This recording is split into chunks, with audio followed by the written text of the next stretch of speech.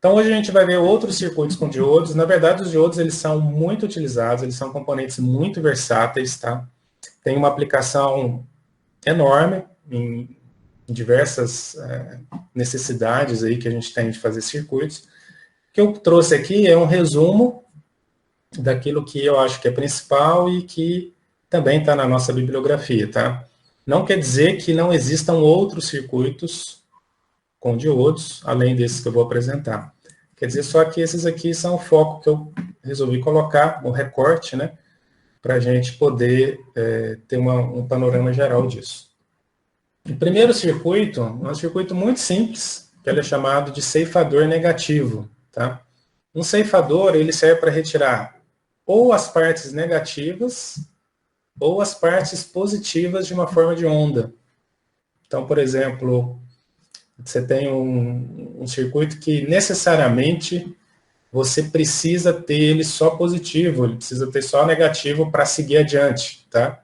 Ou a parte mais importante da informação sua está em um semicírculo, no outro não está. Então, a gente pode moldar esse sinal para preparar ele para ele ser detectado. Então, essa é a primeira parte. Ou um circuito de proteção. Vamos imaginar uma porta lógica, né? Eu tenho uma porta lógica, uma porta IND com circuito integrado. Ela funciona com uma limitação de 0 a 5 volts e você vai colocar na entrada dela, você precisa necessariamente colocar um sinal na entrada de 0 a 5 volts para ela funcionar adequadamente. Porque se você colocar um sinal com uma porção negativa, né? Ou se você inverter o sinal que você está colocando na entrada, em vez de ser de 0 a 5, for de 0 a menos 5, pode ser que você queime o seu circuito, tá? Então, para você proteger o teu sinal na entrada, você pode colocar um ceifador também. E nas telecomunicações, às vezes eu preciso, para poder detectar um sinal, eu preciso extrair ou a parte positiva ou a parte negativa dele. É mais ou menos como que eu já tinha falado a respeito de moldar, tá? Então, não tem nenhuma novidade aqui. A única coisa é que, normalmente, no retificador, a gente está acostumado, né, a inverter esses dois carinhas, né? Eu coloco o meu diodo aqui e a minha carga fica sendo essa, de maneira que a forma de onda que eu estou na carga é a forma de onda que eu estou considerando mais importante. No caso do ceifador, se vocês repararem, a forma de onda que está na carga não é a forma de onda da corrente que está passando no diodo, mas é a forma de onda da própria tensão que fica em cima do diodo. Então, a tensão que eu enxergar daqui para cá é a tensão que vai ficar em cima da minha carga. E como é que funciona isso? Muito simples, né? Você tem, por exemplo, no semiciclo positivo, você teria a forma de onda positiva e negativa, a polaridade da onda positiva e negativa aqui, de forma que o meu diodo, se ele está com positivo em cima e negativo embaixo, vocês reparam que ele está com positivo no anodo e negativo no catodo. Positivo no anodo e negativo no catodo faz com que esse diodo corte, né? Ele está polarizado reversamente, então é como se ele não existisse aqui, ele fica aberto. E a tensão em cima da carga é a própria tensão que está sendo colocada pela minha fonte de tensão aqui, a menos de uma pequena queda em cima desse resistor RS. Vai ter essa queda, mas a gente projeta esse RS para ele ser pequeno o suficiente para isso não atrapalhar. Então, no semiciclo positivo, a tensão em cima da carga é a tensão que está sendo colocada aqui pela fonte, a menos dessa queda, que seria a tensão que está em cima do diodo. No semiciclo negativo, a gente inverte. Então, eu teria aqui positivo embaixo, negativo em cima. A minha polaridade do diodo agora, eu tenho positivo no anodo e negativo no catodo, ele fecha, né? E se a gente considerar a segunda aproximação, a tensão que vai ficar aqui em cima vai ficar em torno de 0,7 volts, tá? Esse 0,7 volts é o que vai estar em cima da carga. Se esse 0,7 ele está em cima da carga, eu estou medindo a carga agora, né, com o positivo em cima e o negativo embaixo, quer dizer que a carga vai ter uma tensão negativa de menos 0,7 volts quando ele estiver no semiciclo negativo do sinal de entrada. Daí a forma de onda. Então, no semiciclo positivo, ele deixa passar toda a tensão da entrada, né, a menos daquela quedinha ali no RS. No semiciclo negativo, ele trava isso em menos 0,7. Então, ele está cortando metade do sinal. Tá? Isso aqui é mais ou menos variações sobre o tema, né? A gente já viu isso nos retificadores, só que normalmente a gente via o diodo antes e a carga depois. Aqui, na verdade, a carga está em paralelo com o diodo. Então, é a própria tensão que está aqui em cima. Com isso, a gente evita, né, que a gente tenha uma sobrecarga de tensão negativa em cima desse resistor. Esse resistor está representando, talvez, a entrada de uma porta lógica ou algum circuito que não pode ter um sinal negativo nele. Tá? Não necessariamente o resistor é um resistor mesmo, né? Ele representa uma carga, que pode ser uma outra coisa com essa necessidade. Do mesmo jeito que eu posso ceifar a parte negativa, eu também posso ceifar a parte positiva, é só eu inverter o diodo, tá? Então, vou passar aqui bem rápido, porque é o mesmo funcionamento. Quando a gente combina o ceifador positivo com o ceifador negativo, a gente tem uma coisa chamada limitador, né? O limitador, ele serve, como o próprio nome diz, né, para estabelecer limites entre o valor máximo, né, positivo da minha tensão de entrada, então eu vou ter um V máximo aqui, e o valor mínimo negativo da minha tensão de entrada. Ou seja, a minha tensão ela vai ficar entre dois limites. Ela não pode ultrapassar esses limites por questão de segurança. Não quer dizer que ela vai ficar só nesses limites. Não, quer dizer que se ela estiver dentro desses dois limites, o sinal de entrada vai passar. Então vamos imaginar que eu tenho aqui uma senoide bem pequenininha, tá? E a variação dela seja de mais 0,2 para cima, mais ou menos 0,2 volts, tá? Para cima ou para baixo. Então, teria o valor máximo de 0,2, valor mínimo de menos 0,2, uma senoide. Esse circuito aqui, ele vai permitir que essa senoide entre, tá? Então, aqui eu tenho um circuito sensível, que só pode receber sinais com uma amplitude bem baixinha, e ele não pode, ou ele seria danificado, se a tensão ultrapassasse muito, tanto no lado positivo quanto no lado negativo. Então, se eu colocar uma tensão de mais ou menos 0,2, ele recebe numa boa, de mais ou menos 0,3 recebe numa boa, até mais ou menos 0,7 ele vai receber numa boa esses sinais aqui.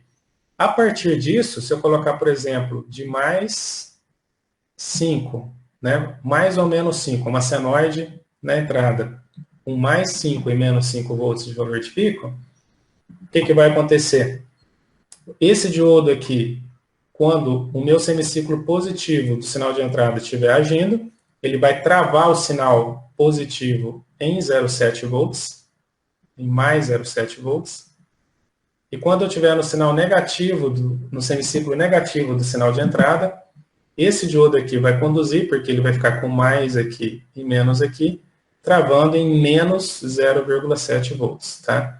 De maneira que o meu circuito aqui nunca vai ter um sinal que seja acima de 0,7 e nem abaixo de 0,7 volts na entrada dele. Eu vou ter um corte desse sinal, caso ele ultrapasse esses valores máximos. Aqui eu coloquei só 2 diodos, né, para poder simplificar a explicação, mas a gente poderia fazer isso aqui com vários diodos, né? Você pode colocar vários diodos em série, tanto no sentido positivo quanto no sentido negativo, para você ampliar esse limite, né? Então, esse valor máximo, esse valor mínimo aqui, ele vai variar dependendo da configuração de diodos que você tenha, tanto para o lado positivo quanto para o lado aqui o máximo negativo, tá? Então, eu tenho o máximo positivo e o máximo negativo. Depende aqui. Eu posso colocar vários diodos em série até atingir a tensão que eu gostaria de limitar para poder proteger esse circuito aqui, tá? Uma outra estratégia que a gente viu também é colocar o diodo Zener, né, para poder fazer essa tarefa sem precisar utilizar tantos diodos assim. Então, basicamente, a filosofia é essa. Eu quero proteger um circuito sensível de uma variação muito grande do sinal de entrada. Se essa variação acontecer, esses diodos agem, impedindo que o circuito sinta essas variações. Um outro circuito que a gente utiliza também, o nome dele é um nome engraçado, né? Grampeador. O que são esses circuitos? Circuitos grampeadores, eles são circuitos que adicionam um nível de tensão CC a uma senoide de entrada. E quando eu adiciono um sinal CC numa senoide de entrada, eu desloco essa senoide para cima ou para baixo, dependendo da polaridade que eu estou adicionando aqui. Uma senoide com valor médio 0 é aquela que tem tanto o semiciclo positivo, né, o valor máximo positivo, quanto o valor máximo negativo, distantes igualmente do nível 0. Então, para que eu tenha uma senoide pura, eu teria de ter um sinal simétrico em relação ao 0. Quando eu pego esse sinal simétrico aqui e somo uma tensão contínua, por exemplo, vamos imaginar que aqui varia de mais 5, tá, até menos 5. O valor médio é 0. Se eu pegar essa senoide e somar uma constante nele, por exemplo, se eu somar uma constante de 5 volts, tá, o que vai acontecer? Mais 5 com mais 5 vai dar mais 10, certo? Então, aqui eu teria, já eu explico o circuito, eu só estou aproveitando o desenho. Então, eu teria o pico positivo em mais 10 e menos 5 com mais 5 daria 0. Eu teria o pico negativo em 0, que não é o caso aqui, mas só para vocês poderem entender. Então, o que eu teria? Eu teria a mesma senoide, exatamente a mesma amplitude dessa senoide, só que ela agora deslocada por um valor médio em cima de 5 volts. Esse 5 volts é o que eu chamo de tensão CC, né, ou nível CC da minha senoide. Então, a minha senoide ela já não é mais uma senoide puramente alternada, ela vai ter uma parte que seria o nível de tensão contínua.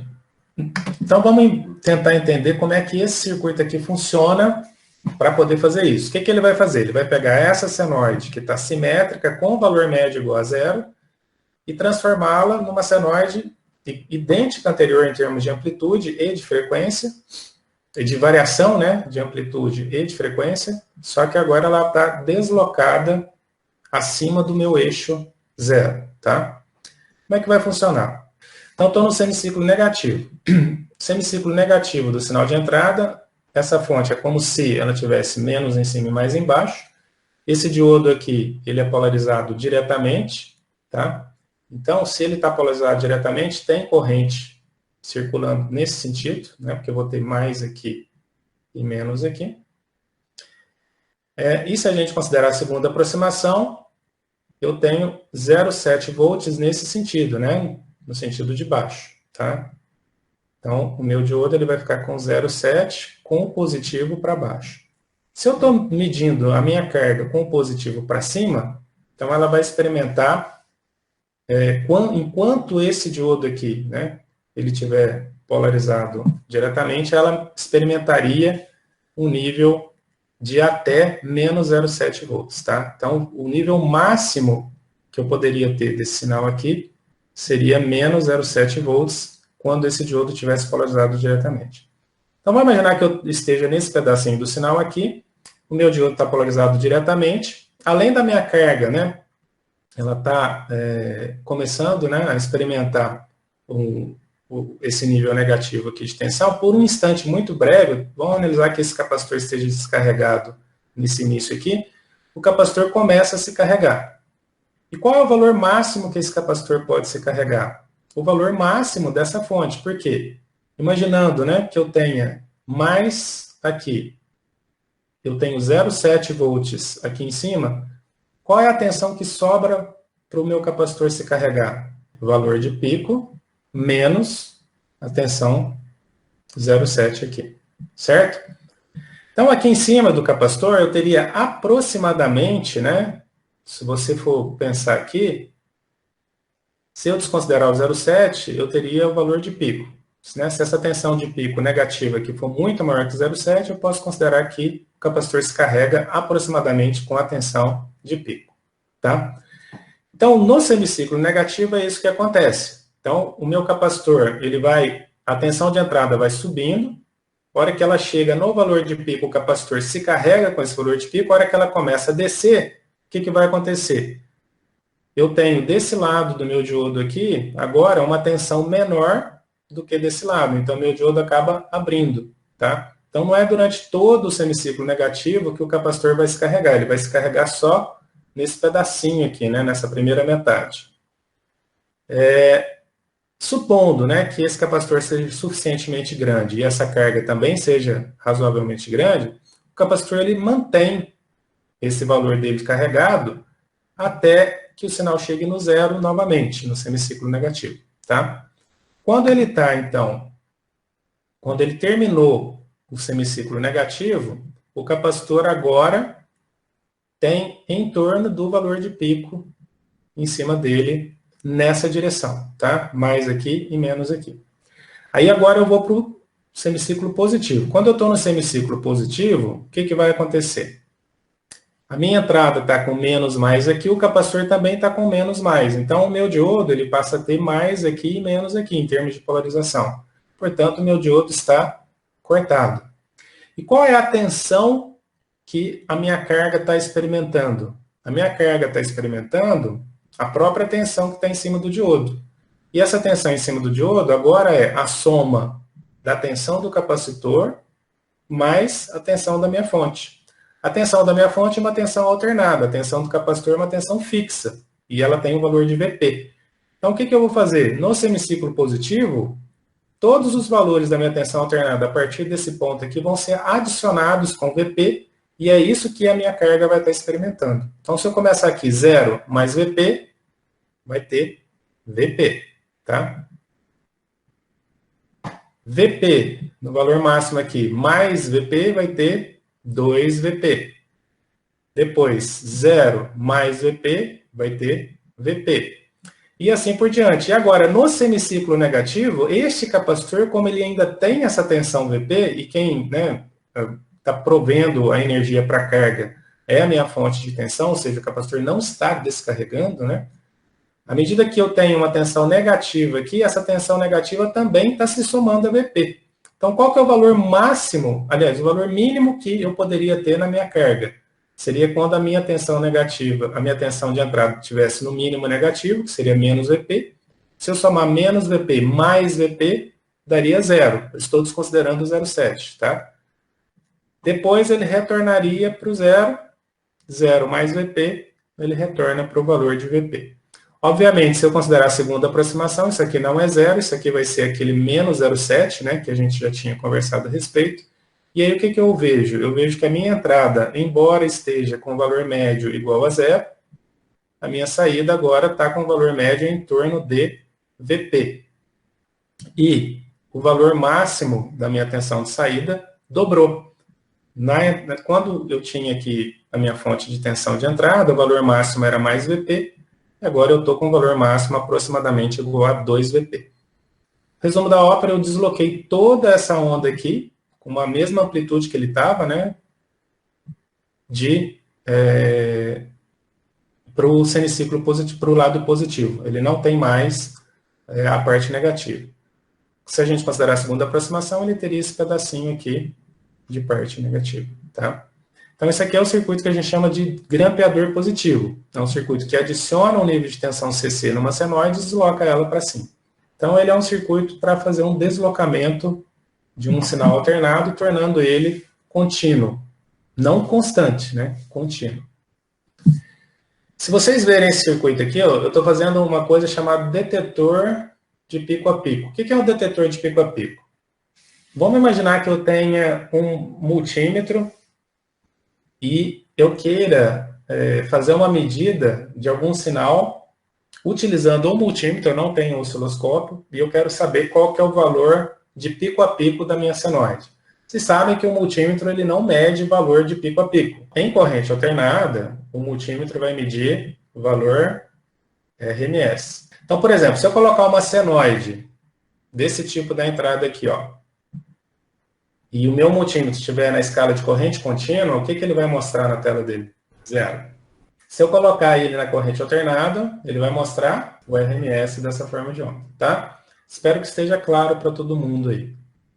Bom, vamos imaginar que eu queira, que eu tenha esse sinal aqui, mas eu queira saber qual é o valor de pico a pico dele. Uma forma de a gente fazer é a gente montar esse detetor chamado detetor de pico a pico. Como é que ele funciona? Se vocês forem reparar bem, olha que interessante. Esse pedacinho aqui, ó, é o que eu acabei de explicar, que é o meu dobrador de tensão, tá? Então, esse pedaço aqui, incluindo esse diodo, é o meu dobrador de tensão. O que ele vai fazer? Ele vai pegar essa forma de onda que tem o valor médio e deslocar ela para cima aqui. Aqui eu estou tirando a parte negativa aqui só para poder mostrar de maneira, na primeira aproximação, para ficar mais simples.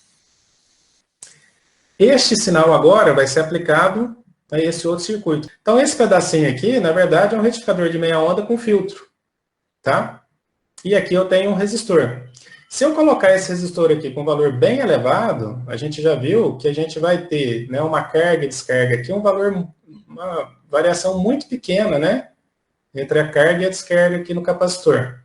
E como a forma de onda que está entrando agora, para mim, ela não tem parte negativa, o que esse cara, junto com esse capacitor, vai fazer? Ele vai pegar esse valor de pico aqui, ó, quando o capacitor se carrega com isso, tá? Esse valor ele vai ser praticamente mantido durante todo o período aqui que eu tiver na minha forma de onda. Então, se eu pegar aqui uma linha média, aqui eu vou ter 2 vezes o valor de pico do meu sinal de entrada, como tendo o valor médio na saída. E ele é praticamente constante, né? Se eu conseguir projetar adequadamente esse capacitor e esse resistor aqui, isso aqui fica praticamente constante. Então, o que eu faria? Eu colocaria o meu multímetro na escala CC e eu conseguiria medir qual é o valor de pico a pico da minha tensão alternada de entrada.